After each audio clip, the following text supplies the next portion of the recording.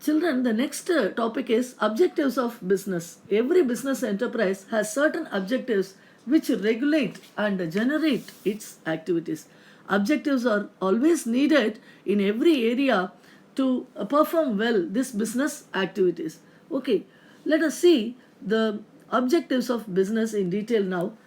Economic objectives. Economic objectives of a business refer to the objective of earning profit. So, as you all know, children, the business is mainly motivated towards earning profit in a right way. So, to earn profit, the business organization should always have the aim to create more and more new customers, and regular innovation should also be done to their product to attract the market, so the increase the demand in the market for their product. So, the best possible use of available resources is also one of the economic objectives.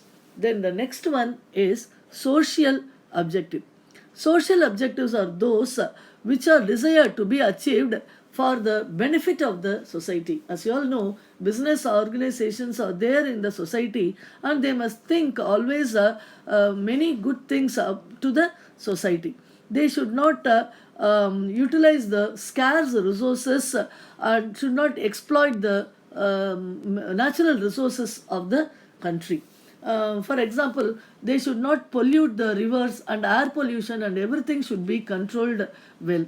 As you all know about the dyeing factories of textile mills, what they are doing is they would just mix their waste dyes and other things in the pure river water, which is very harmful to the people, those who are using those river waters for their livelihood. No activity of the business should be aimed at giving any trouble to the society. The next thing is organizational objectives. Each and every organization should have its own objectives. That is, it must always update itself to the modern requirements. So, modernization is needed at every aspect. This is for the safety of the workers also. For example, if they are using the outdated machineries and other things, it may be harmful to the workers, those who are working close to those equipments and the machineries.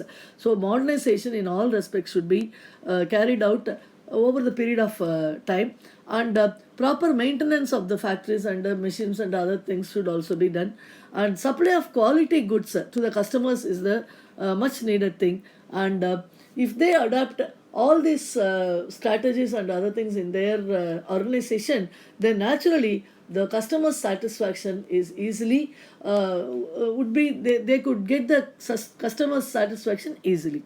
The next one is human objectives. Human objectives means the human beings are being employed in any business organization. There are people, those who are directly employed with the business concern, or more people are indirectly connected with that business organization.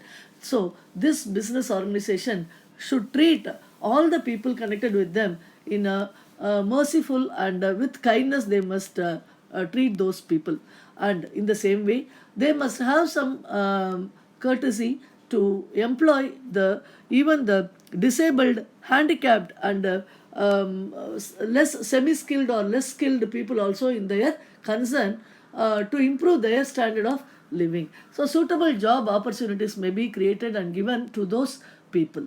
The next thing is national objectives. Being the part of the country, every business should have the patriotism to serve the country and its people to the maximum extent. They must fulfill the objective of fulfilling the national goals and aspirations. So, they must produce good quality products that is not harmful, and should abide by the rules and regulations that is laid by the government in all respects, whether in terms of finance or the quality of the product or usage of the that is chemicals and other things. Every aspect of the production should be guided by the guidelines given by the government. So these are the main objectives of business. Again, I am repeating, economic objectives, social objectives, organizational objectives, human objectives, and national objectives. That's all in this lesson, two children, the objectives of business. In this lesson, again, I am recalling you the points. We have discussed about the economic activities and the non-economic activities and its meanings. Okay, then what is the difference between the economic activity and the non-economic activity? And we also discussed about the types of economic activities and classification of economic activities on the basis of size, ownership, and trade, that is on the basis of function, everything we discussed. Then characteristics of business, and we just saw the comparison of business, profession, and employment. And finally, the main important thing is the objectives of business also we just discussed.